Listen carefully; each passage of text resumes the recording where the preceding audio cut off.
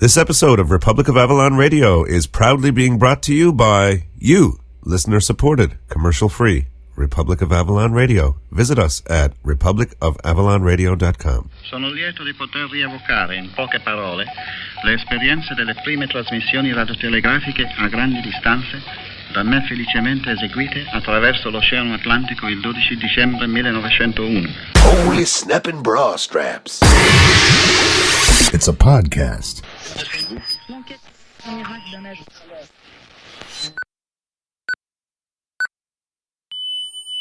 Republic of Avalon Radio. It's 0 hours Avalon Standard Time. My name's Lonnie and I'm from Barbados, and you're listening to Republic of Avalon Radio. Hi, my name is Glynn. I'm Barbados High Commissioner to Canada. I'm based in Ottawa, and you're listening to the Republic of Avalon Radio out of Newfoundland. Listen and enjoy. Thank you. Hi, my name is Kellyanne John. I'm from Barbados, and I'm listening to the war. Hi, this is Indra. I'm from Barbados, Christchurch, and I'm listening to Republic of Avalon Radio. Keep it locked.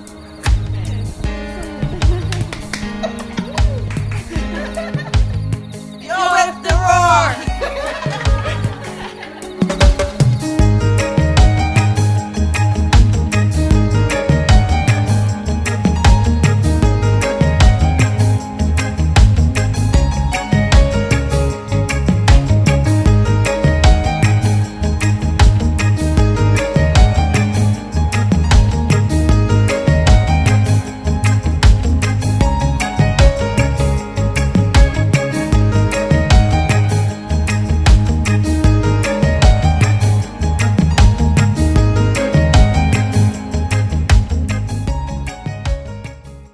Republic of Avalon Radio. You're with the roar!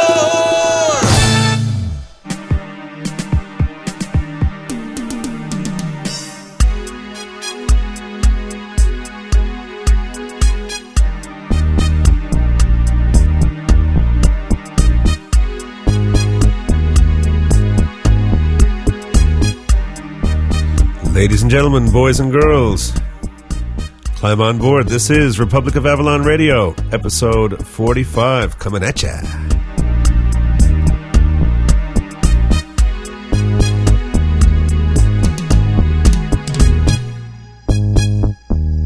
This episode, we have part 2 of the interview I did with Jeremy Hartley of the Wholenote podcast, where we talk about all sorts of jazz. In fact, he gets into the details of what we talk about, so I'll not be redundant and say it over again.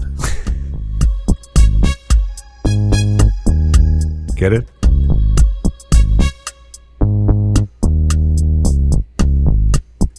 So I had a thought there a little while ago. Something occurred to me just out of the blue. One evening we were down at the pub and I was talking away to a few people, and it was a bit of a lull in the conversation, and so I was left to my own thoughts for a moment or two. And it suddenly occurred to me, if a whale stayed really, really, really still, due to the rotation of the Earth, eventually a beach would whale itself.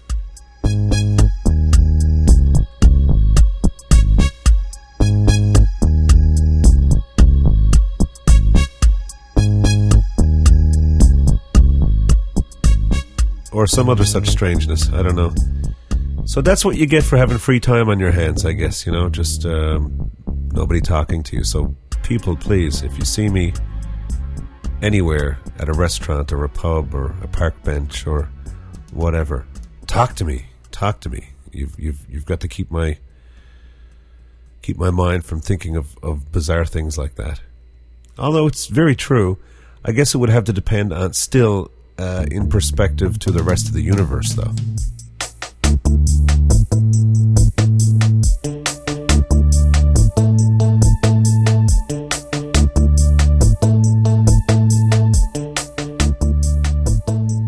So, what's going on? Well, I'm still waiting for the mics to get here. Very much looking forward to that. Expecting them here any day now. And a new pair of shades, too, which I'll be sure to let you guys have a look at. My other ones, my $4.95 ones that I bought in Fortune on the way to St. Pierre last summer. I can't remember what episode that was, but I think we called the episode Bound for St. Pierre, I do believe. Anyway, on the way over, we stopped into a little store in Fortune, and I bought a pair of sunglasses, and, well, they lasted me for $4.95. They lasted me for over a year. And finally, last week, they kind of gave up the ghost and broke. Being made of pure imitation plastic. So I broke down and looked around, had a little shot over on eBay, did a search, and found some glasses there that I think might be quite nice. And expect to receive those any day now. So as soon as we get them, we'll be sure to take a snap and let you guys have a look.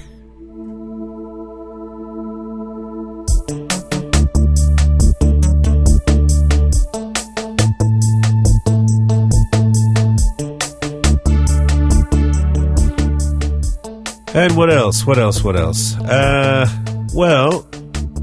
Saturday night passed. I went down to the Ship. That's a very well-established establishment, at the risk of being redundant again, here in St. John's. And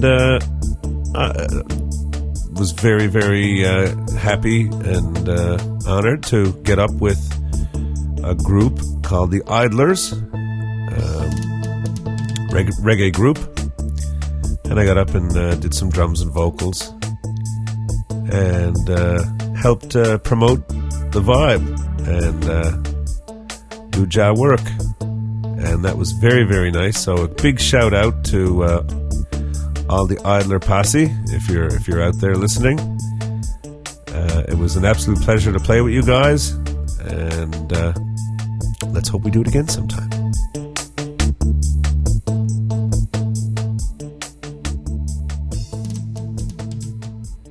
And, yeah, that was very nice. That was very nice Saturday night to get up and do those couple of tunes. So we did Dub Illusion and some other thing before that I'd never heard of before, but we had a bit of fun with it. It was great. So there you have that. A couple of shout-outs here. Big shout-out to Steve Runner in Massachusetts. Big up yourself. And be sure to pivot and all that kind of stuff. Also, Michael in Bonn, in Deutschland. Grüß Gott, mein Freund. And who else did we have? Spencer in Vermont. A big hello to you, Spencer, as well. And thank all of you guys for tuning in to Republic of Avalon Radio. And hope you've been enjoying your time with us. As well to all our new listeners, all 1.3 of you, or 12.7. Doesn't really matter, does it? Because if you are a new listener, I'm talking directly to you. And just want you to know that you are welcome on board the good ship, Republic of Avalon Radio.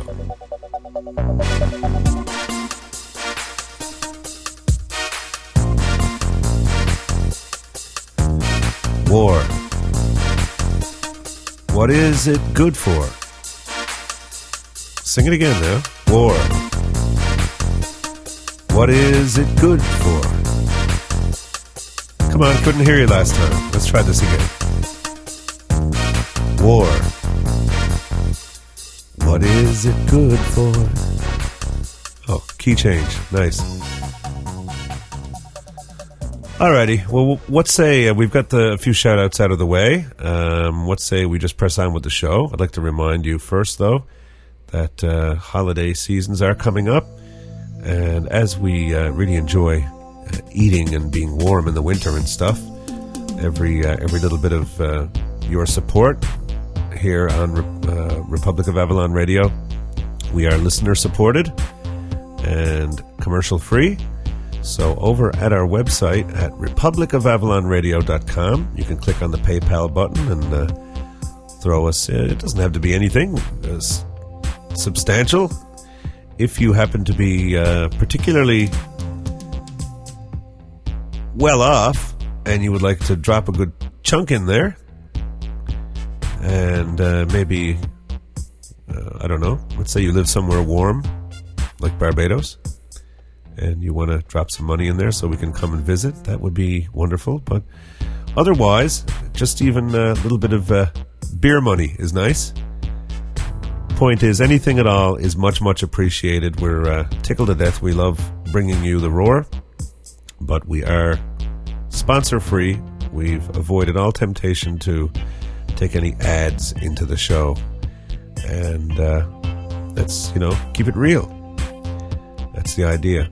So anything appreciated, and as well, of course, the gifts, the music over, you can get in there through republicofAvalonradio.com or go to jimfidler.com, and all that music that I make and all that wonderful artwork that Lillian does, all that award-nominated graphic design work she does, it's all together in the same package, and it helps spread the music around too. So makes a great gift for Thanksgiving or Hanukkah or Christmas or winter solstice or whatever other spooky thing you might be celebrating.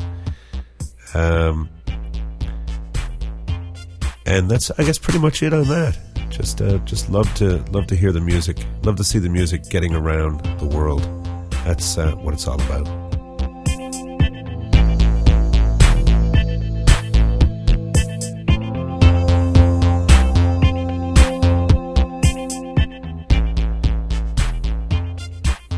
Yes, indeed. And, well, let's send out a final shout-out and play a little bit of music. Let's send out a song to our good friend Tara, who you've heard on The Roar a long time ago now. She gave a little shout-out, a little hello, one time way back when. So we'll send another little shout-out to Tara, and we'll play her this bit of music right here. This one goes out to Tara. The Dove. You're listening to Republic of Avalon Radio.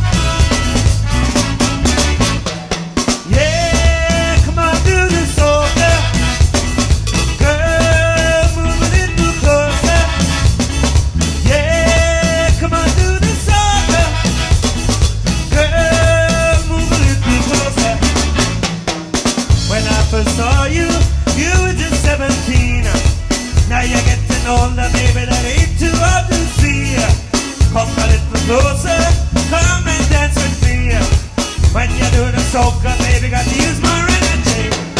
Yeah, come on, do the soca.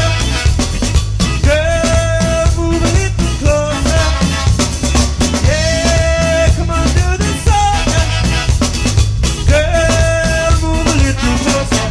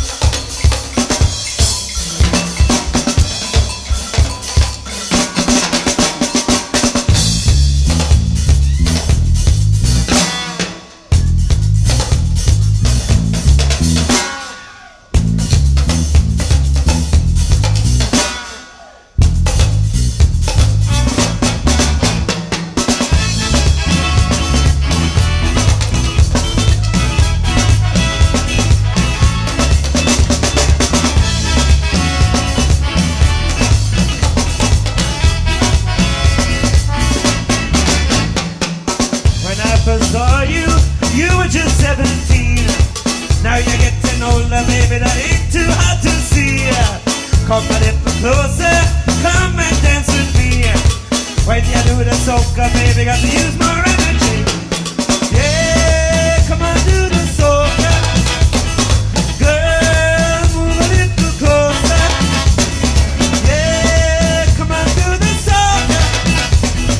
Girl, move a little closer.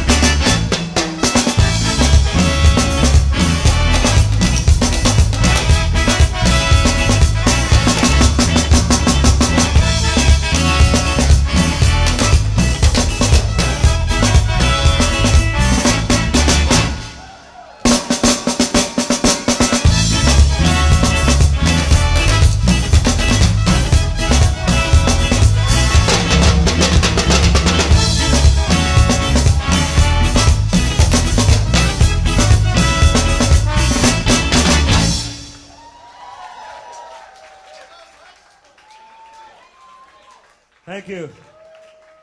Republic of Avalon Radio. Either you're with us or you're with the terrorists. You're with the roar!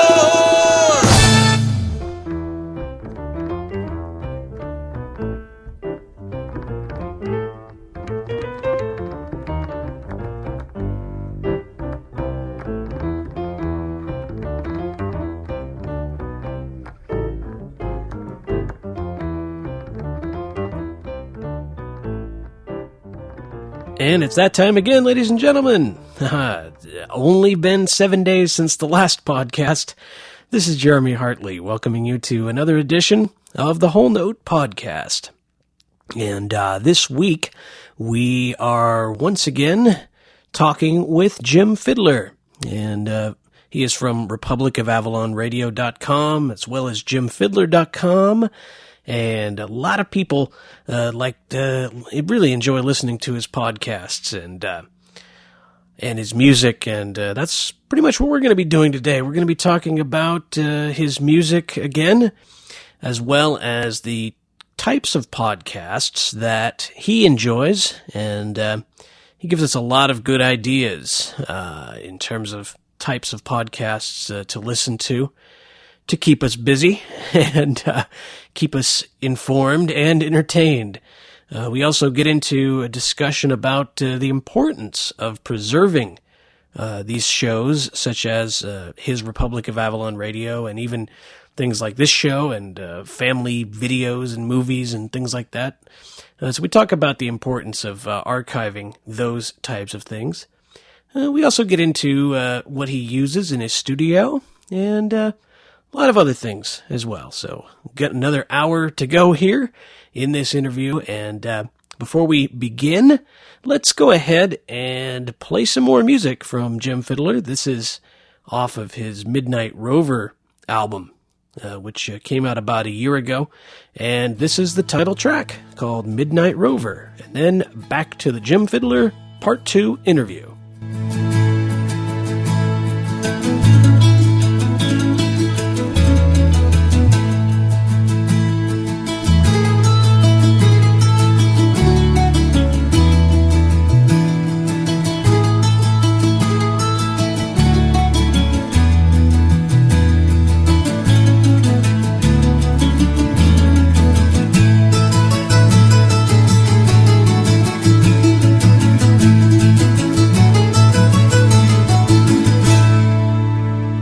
Well, I've been midnight roving, and I tell you no tale. And my only fixation was smoking dark ale. But now I'm returning, my spirit restored. And I tell you I'll go midnight roving no more.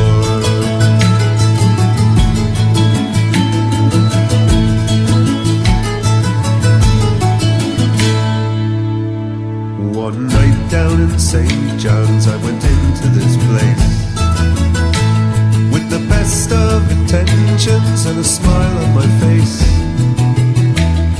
I asked for some credit, but none I received, for the best of intentions could never be believed.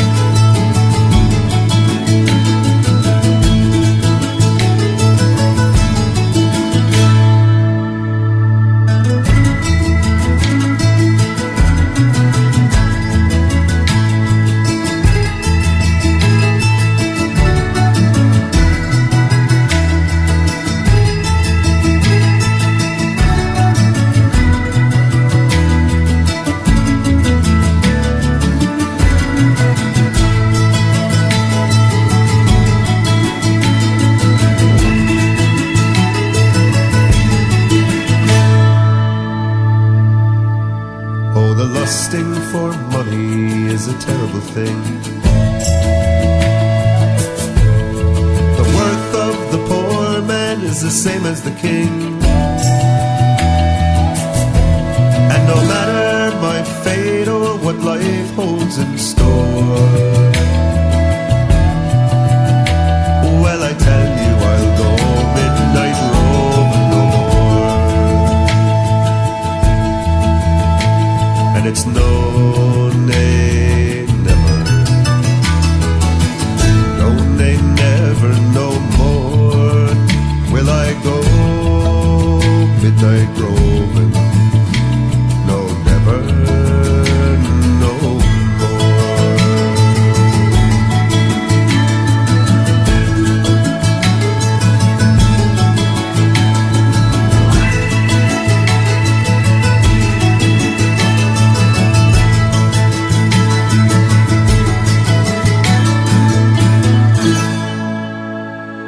St. John's is just so amazing. There's just so much, like any other place where peoples meet. St. John's is really, to Newfoundland, it's really the hub where people from all various parts of Newfoundland come for work, and so on. And sometimes people just come in to St. John's to shop or just to take a little vacation, visit family and things like that. And of course also there's an international airport here, and Signal Hill. I'm very, very close to Signal Hill here, which is where all this whole radio and all these things started. Marconi received the first transatlantic wireless message across the Atlantic here in St. John's. But it was not on Signal Hill, right? It was not quite, yeah. No. Close enough. It's close enough to just sort of like I don't have my teeth ground right down to the gums hearing people say that, but it's not entirely accurate. The main inaccuracy is people think it was in Cabot Tower, which is on the top of Signal Hill, where the local amateur radio club has a station up there. People sort of envisage it being there. Actually, it was further down, but yeah, for all intents and purposes. You caught that?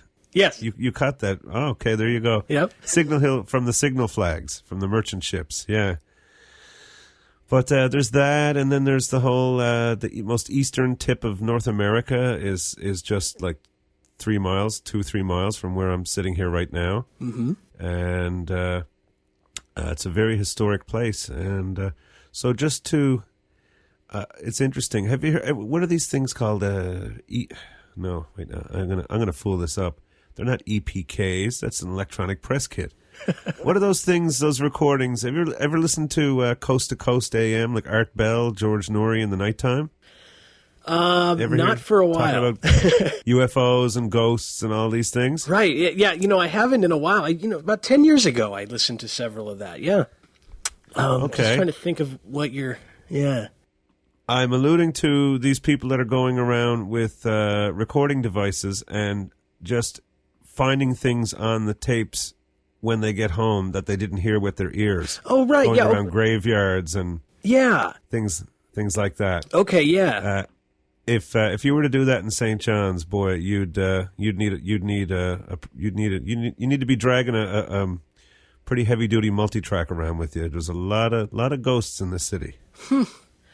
That's and that's I've heard about that over and over. It's so funny. About a year, maybe a year and a half ago, I started reading up on that. And for the life of me right now, I can't remember what sparked that interest. It's all interesting, It's funny. People say like, oh, don't talk about politics, don't talk about religion. Well, interestingly enough, both are man-made, and it's interesting. If we're not supposed to talk about politics, politics for one thing, to me, politics is talking about who you want to see get elected in the next election. Mm-hmm. There's a lot of social issues, people issues, stuff that we should talk about, say, for example, how the politicians are performing, because they're supposed to be there. We pay them, we hire them. Right. How they're performing, how things in general are going, how are things working out in the streets, what's going on with the hospital, what's happening with the schools, all these things. That's not politics, that's people stuff. Right. So if people can't talk about people stuff, who can talk about people stuff? Right. And with the religion stuff, it's the same thing. Whether you're, some call him Allah, some call him Buddha, some call him Krishna, some call him Jesus Christus, whatever. Mm-hmm. The whole idea, Alpha Blondie, you know, he's one. You know, that whole concept. The creator of the universe. So if people can't talk about things, my point is, it's all interesting, and everybody should feel safe and not afraid to just let themselves let themselves learn in this lifetime, and it's all interesting. Everything, the possibility of there being ghosts, or the possibility of life after death, or the possibility of life before life, or whatever. It's all fascinating, I think. Right. Are you a ham, Jeremy? No, you know, I've always been interested. The closest I ever got, actually, was when I was really young. I did the CB thing. Oh, okay. And I did that for a long time. I was really, really into it. And then, you know, I wish that things like,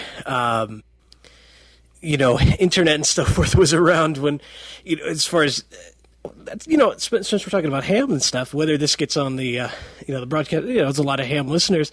How did you actually take the tests back then? Did you have them brailled, or did you have to have somebody, you know, I've always been curious how, you know, how you have to take those tests. Yeah, for the licenses. I think that's all different these days too, and they've loosened up, if not completely done away with the Morse code requirements and all that kind of stuff.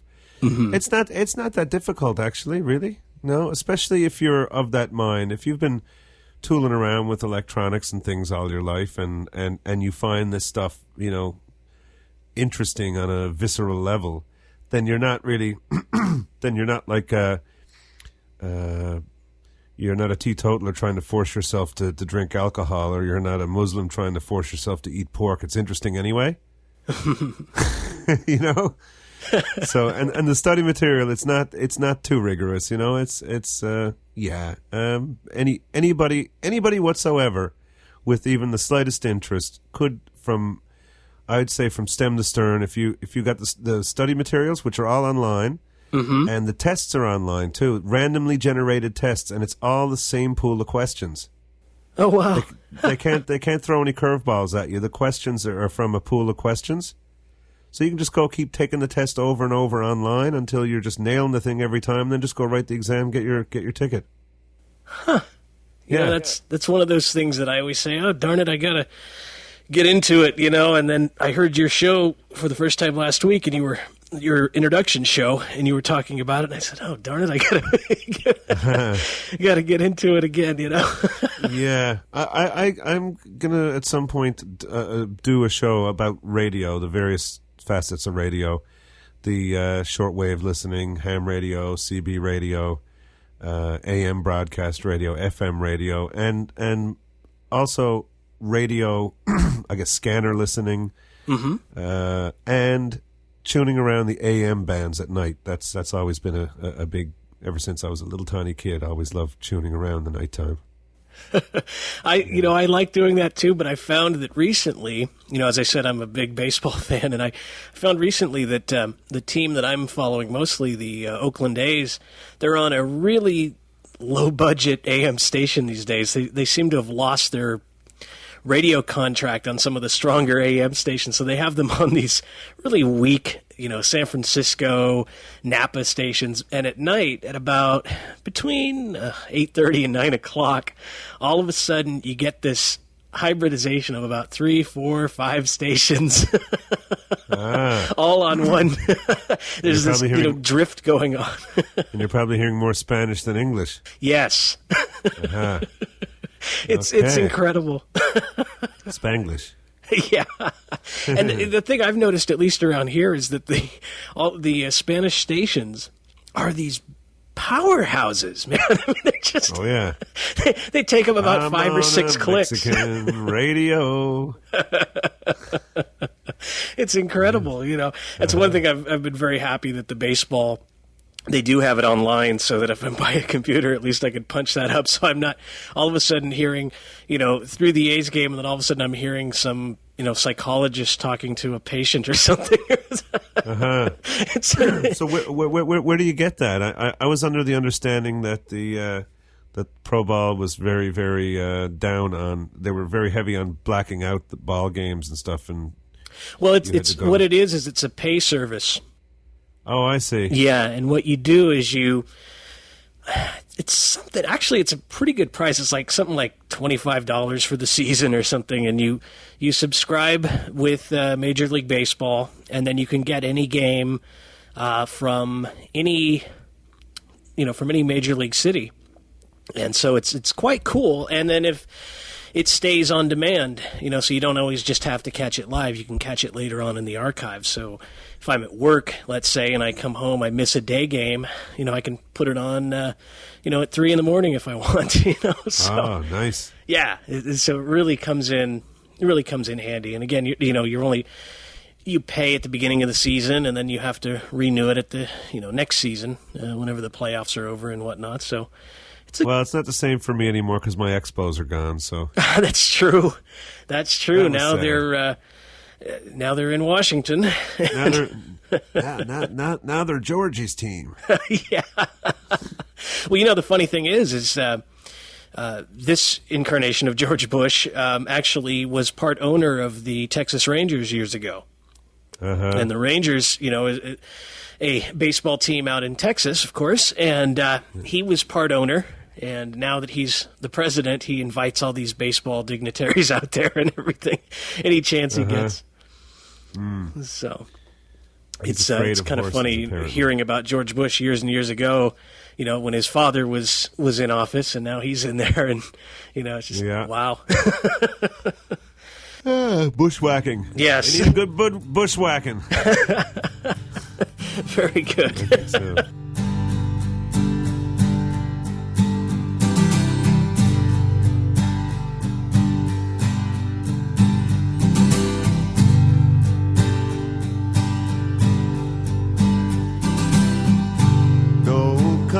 Messiah,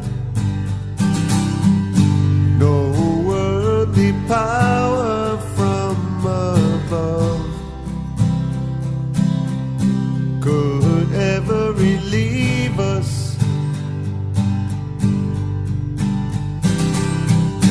No prophesied failure will take us from who and what we love. You'd better believe us, 'cause we've been told that we're just not good enough. So long, and we've been told that we're just not strong enough. So wrong, so wrong.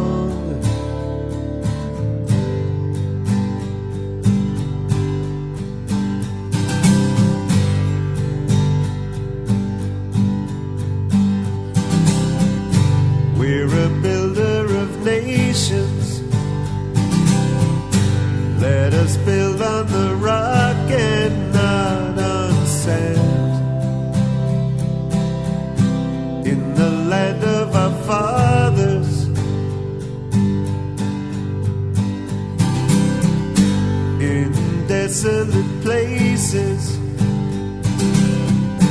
we know we have always found our bread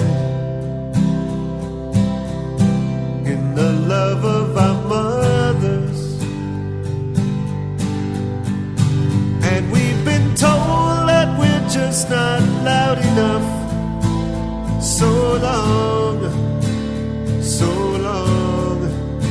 and we've been told that we're just not proud enough. So wrong, so wrong, so wrong.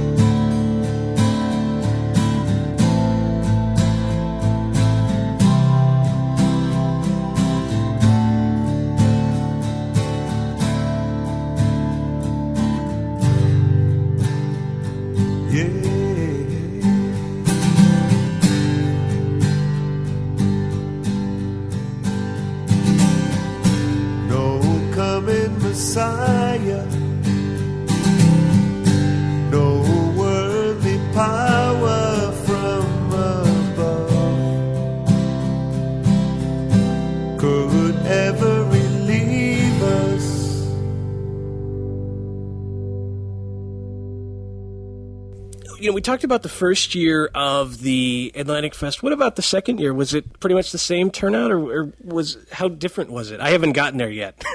Okay. The second year was different in that we didn't do the big thing at the Arts and Culture Centre. We concentrated on the downtown side of things, and we didn't have the crowd coming over from Ireland. Mm-hmm.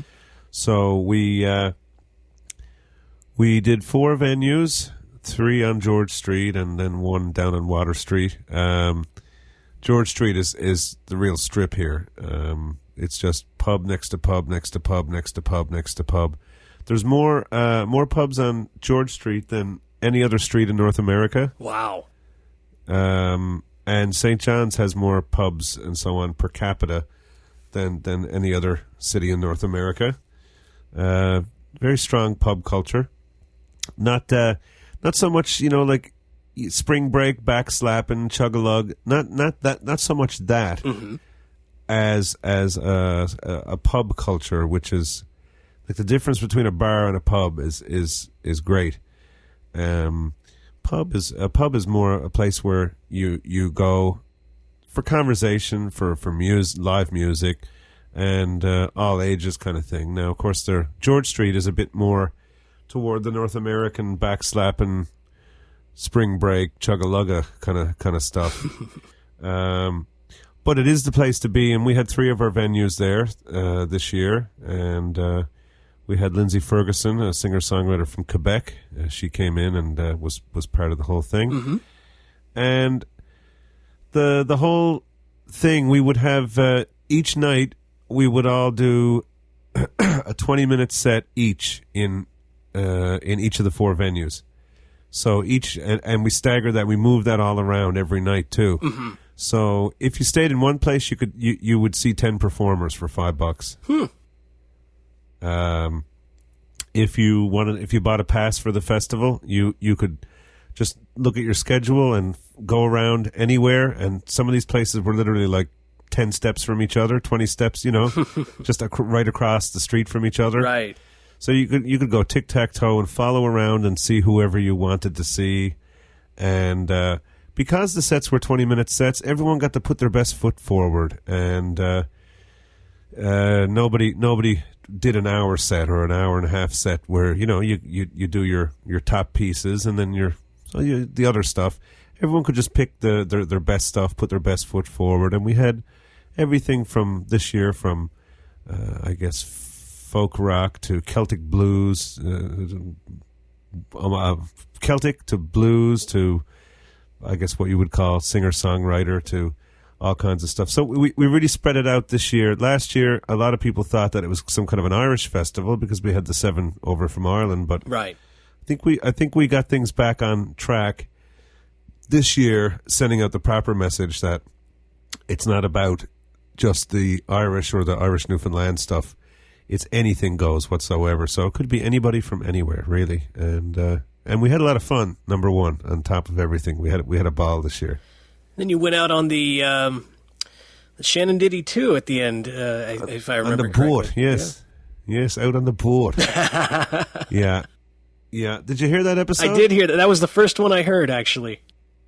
Oh, okay. Yeah, it's the juice thing. You subscribe to a feed and then it downloads the first one the first one, which is actually the last one. Well, boy, I tell you, I've been just not to get sidetracked, but I guess maybe your listeners could let you know, or and then you subsequently me or whatever.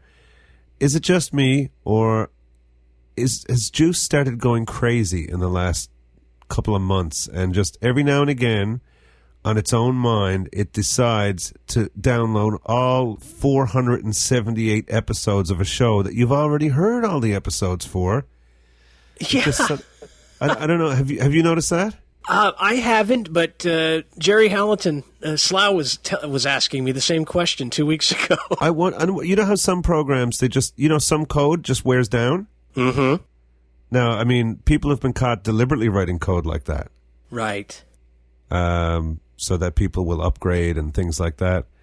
But if you can do it on purpose, I suppose you could do it accidentally as well.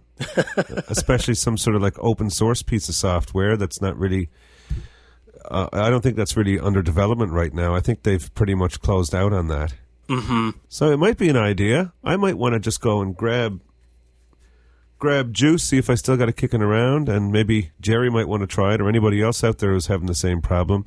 You might want to just try reinstalling it. Yeah. It might smarten up. You never know. Because, I was thinking that because I was just making sure this morning that I still had if I had the executable still, and I do, kicking around here someplace. Uh-huh. And, but yeah, I've noticed that it seems to be a little slower. It seems to be a little slower recently, and then I've been getting a lot of these critical errors. Do you get those hiccups when it goes to check your feeds? You're like listening to some internet radio or doing something, and it just like kicks the system in the kneecap. Yeah, like your stream will drop out for a second or whatever. You get that too? Oh yeah. It's it's just fascinating. These juice people. Watch out for those juice. What it used to be called iPodder, I think, wasn't it? Wasn't that the name? It did, yes. Yeah. Yeah, but apparently Apple got quite upset with that. It was too much free advertising. They couldn't handle it. Since this is indeed a podcast, for lack of a better term, what kind of... One of the great things about podcasting right now is that it seems like all the podcasters are giving shout-outs, if you will, to other podcasts. What are some of podcasts that you find interesting that you like to listen to? Boy, off the top of my head.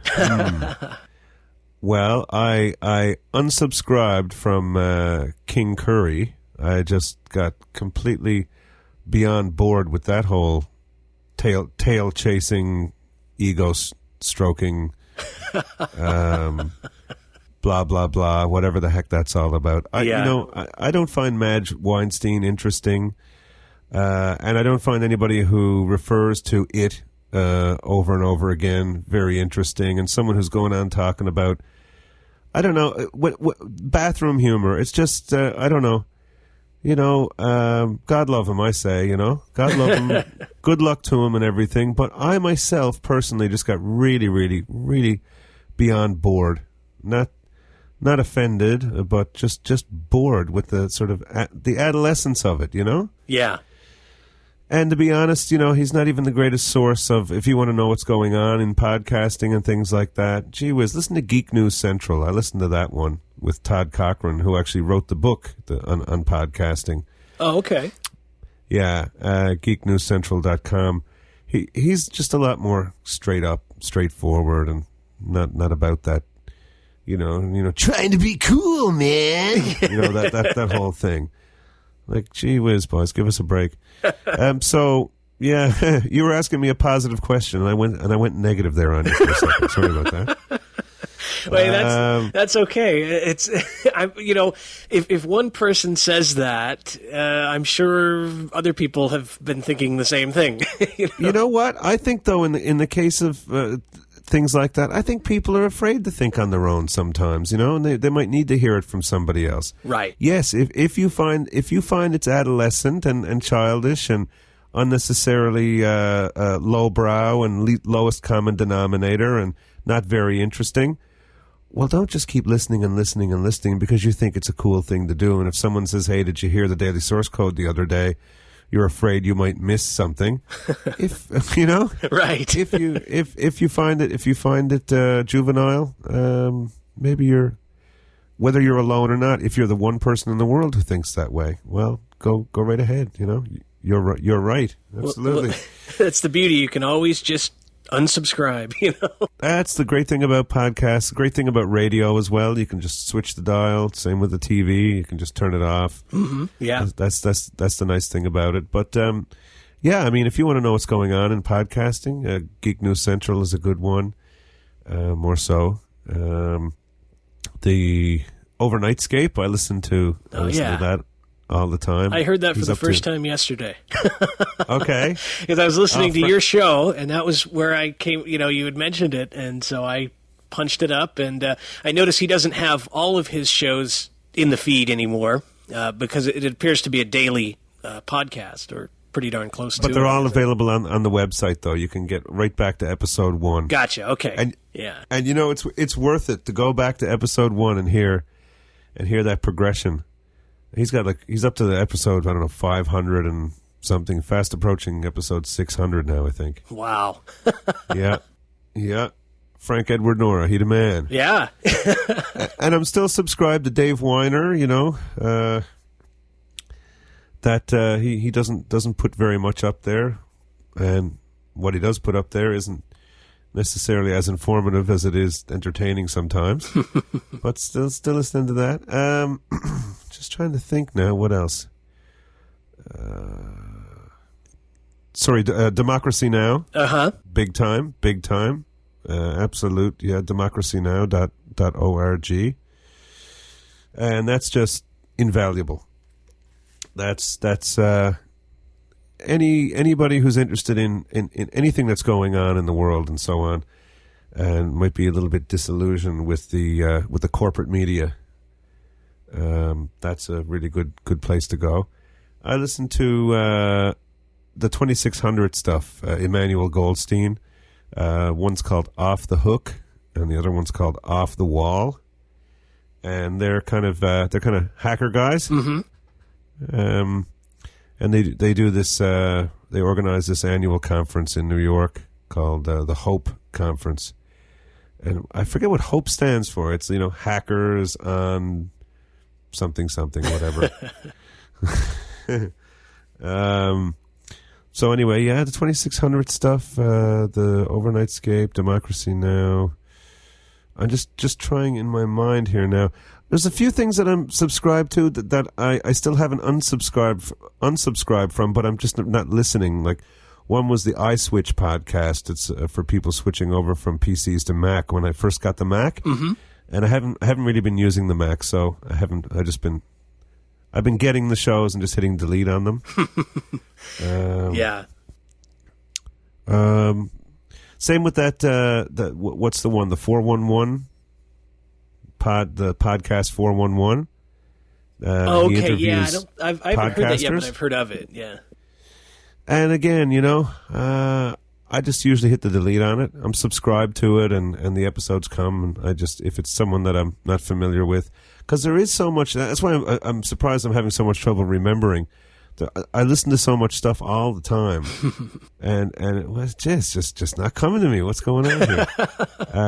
Leo Laporte. I'm subscribed to every feed he has. Oh yeah, Leo Laporte. Yeah, This Week in Tech, the Laporte Report, and his show that he does every weekend, every Saturday and Sunday on KFI in Los Angeles. Yeah, I was going to say, I hadn't heard his name for years, but he used to do, I assume it's the same guy because the voice sounds very similar too, doing some stuff out of San Francisco at the sports station that we have here. So, yeah, that would make perfect sense. And he did the Screensavers and Call for Help, and he's still doing Call for Help now out of Canada.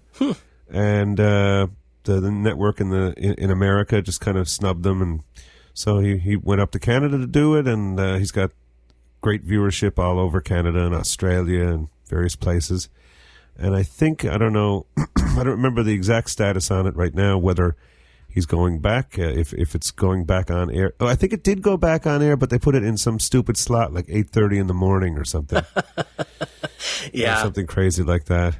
But Leo Laporte, absolutely, anything that he does, very, very interesting stuff. And the Paranormal podcast is interesting.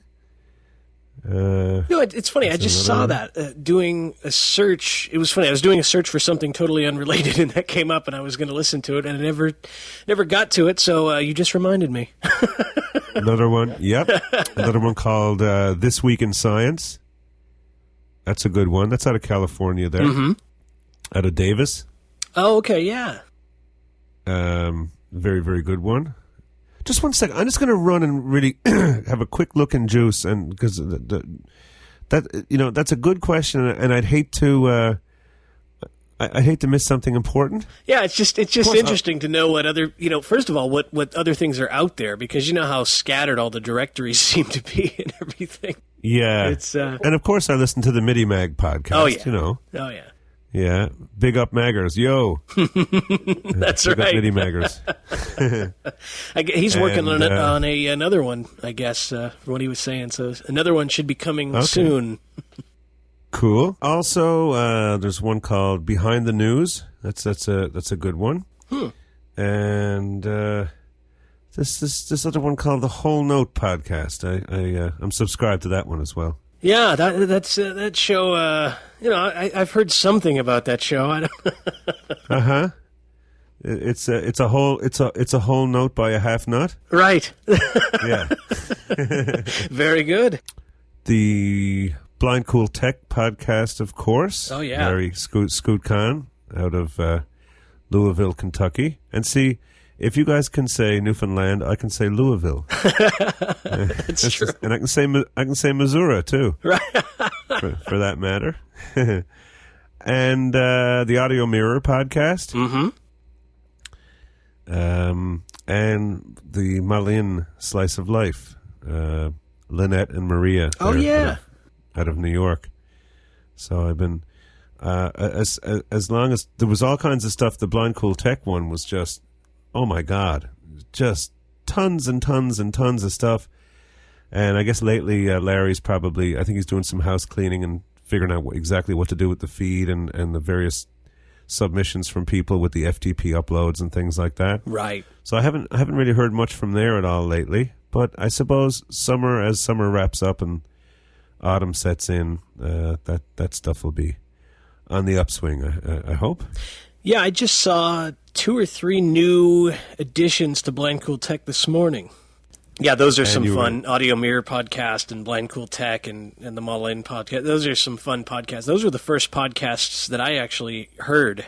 And okay, I stumbled across them by accident. Strangely enough, isn't that amazing how we just run into things as we sort? I was looking for. I needed to use Skype for something for work, and so I punched in, of all things, JAWS scripts or Windows set files for Skype, and I did, just Googled it, and one of the first things that came up was Blind Cool Tech, and one of Larry's, entries about Jonathan Mosen's scripts. And I realized, I started looking at all the episodes. I said, that's been around for a long time, hasn't it? And then Larry's led to another. Larry's such a great guy.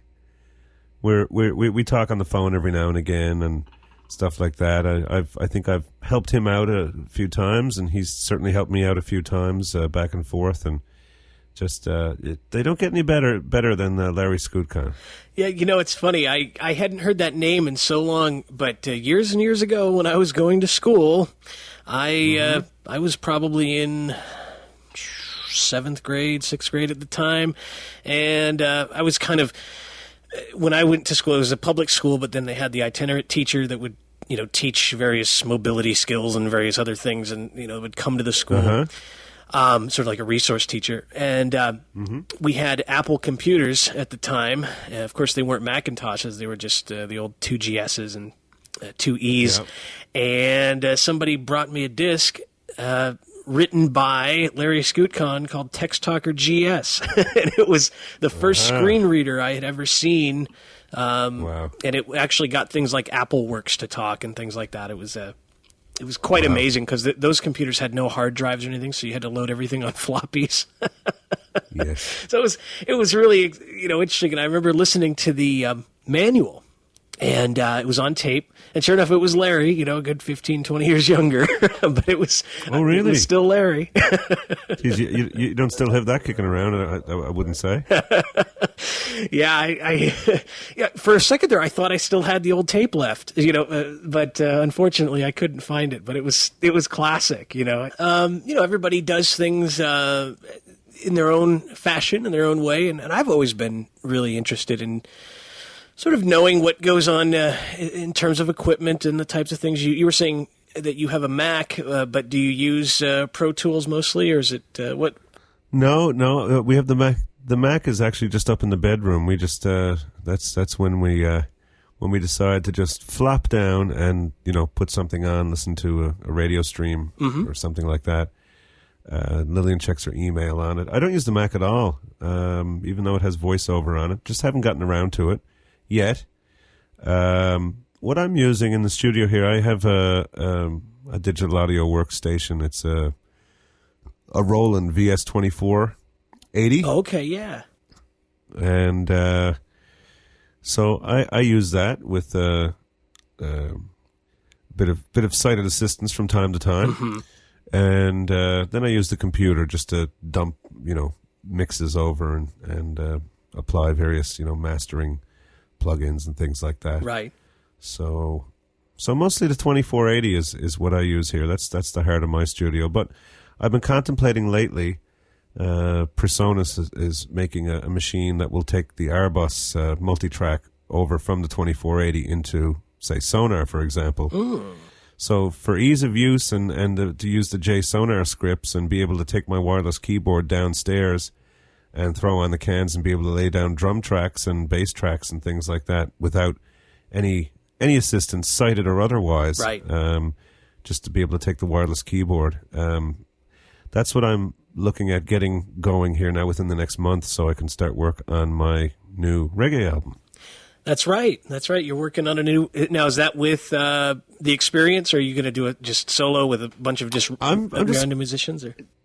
Yeah, I'm just going to do it myself mostly, and I'll probably have the singers in to do bits and pieces. And then there's also the possibility we might be... we've been in touch with back and forth with Eddie Grant, so we may go to Barbados in January, and I may lay down some backing vocals and horns there, or just might do it all here. I don't know. We'll see. But the main thing is, the root of it, the core of it is myself, and of course the vast majority of it will be recorded right here. Right. Yeah. So then I can actually take a CD and then hand that to the people in the group and say, like that. Not give them, say, a Bob Marley and the Wailers CD and say, well, pretty much like that, but you know what I mean? I can actually just say, just like that. Just like that, only with you in it. That kind of thing. Right. Yeah. Yes.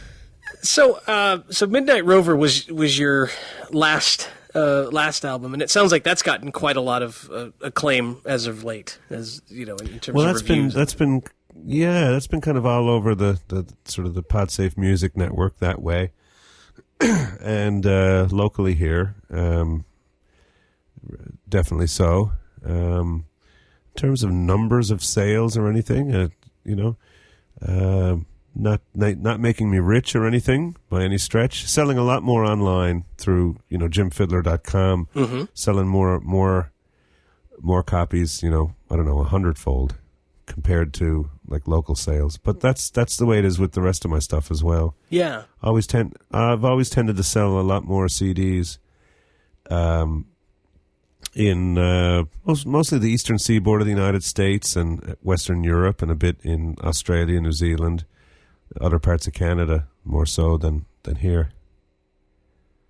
For some reason, I don't know why.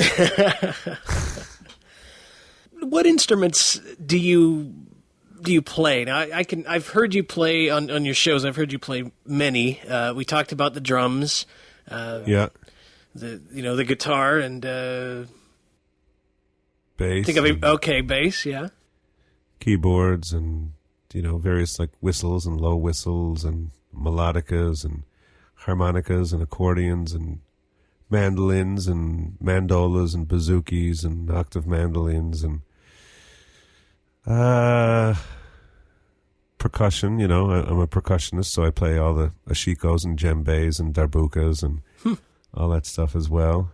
I don't know, pretty much everything but fiddle, I guess. Okay. Which is quite amazing, being that you are Jim Fidler. But anyway, that's right. Yeah, and I don't play any brass either. Okay. Yeah. Speaking of accordions, you were involved with something in 2005. It was the record number. I believe it's in the Guinness Book of World Records. Is that right? It is indeed. I was one of them. Yeah, there was over 1,000 of us in Bannerman Park here in St. John's playing a tune together, over 1,000 accordions at the same time, and that split the previous record wide open. We beat it by hundreds. I think the previous record might have been 400 or 500 or something.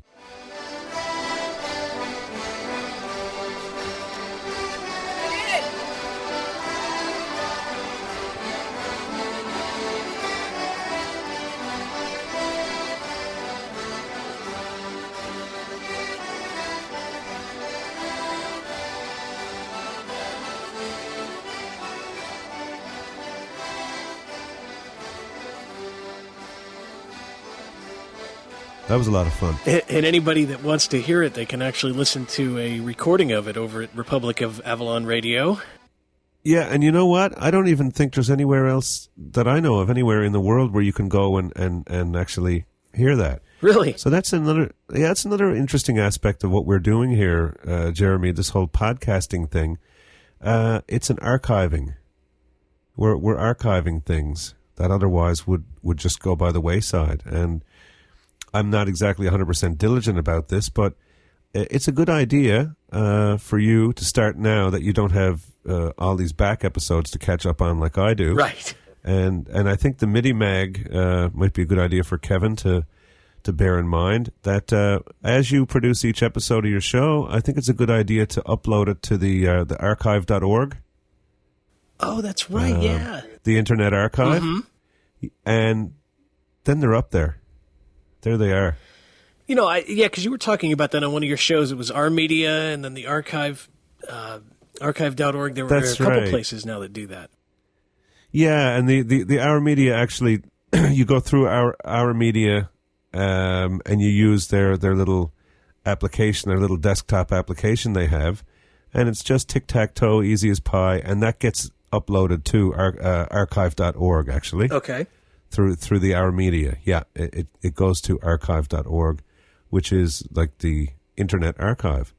The thought being that as long as there is any sort of internet or digital sort of anything where things are being stored, it'll be around. So, you know, if I, you know, at some point, if I live to be 100 years old and let's say I don't have a computer or access to one, or because they're certainly not getting any kind of a chip in me. No, sir.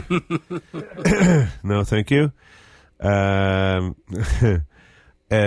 Just hypothetically, because we can't predict the technology. We can't say where it's going to go in terms of desktops and handheld devices and wristwatch type devices and so on. But the point is, if I never kept these shows on any kind of storage media myself, the whole idea being that when I'm 100 years old, I could just go to archive.org and all those episodes of The Roar would be there. Yeah. It's pretty cool. It's interesting to think that we're actually, you know, contributing to an archive, a cultural history that's not just written by the people who win the wars, but people like you and me, day to day. We're just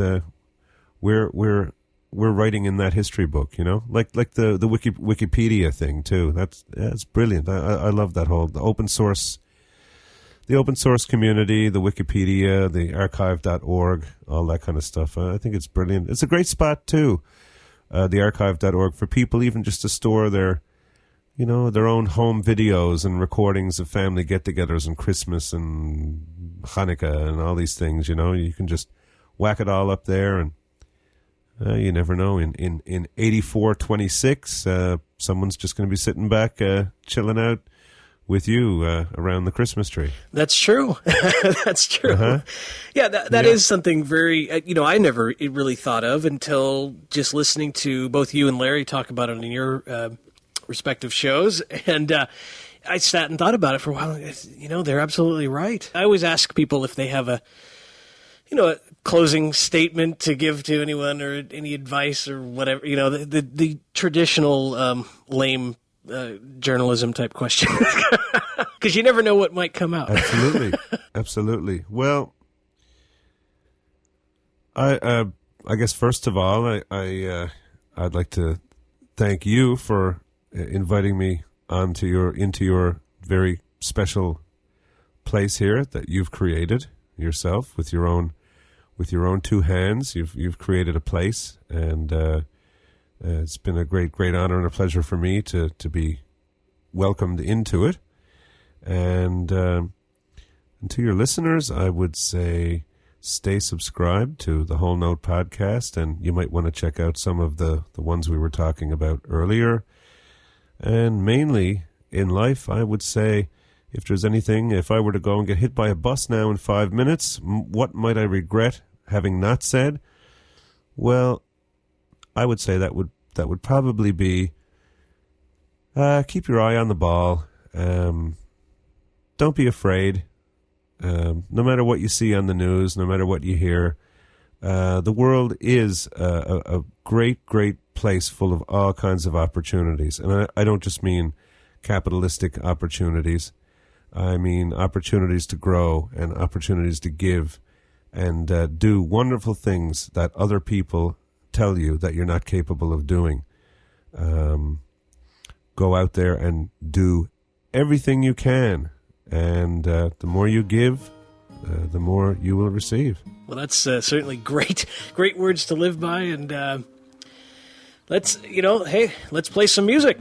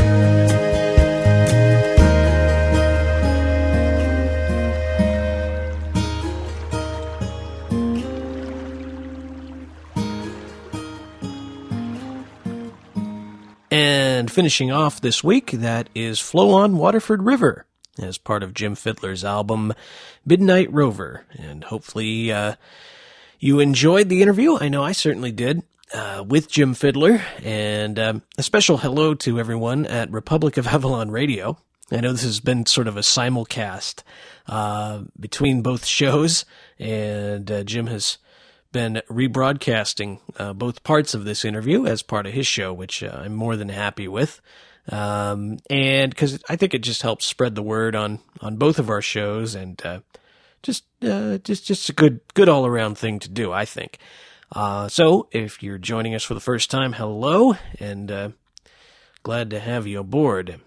You can find out more about Jim Fidler by going to www.jimfidler.com, and for those triple U impaired, that is just the 3 W's, and thanks to Jim Fidler for that one.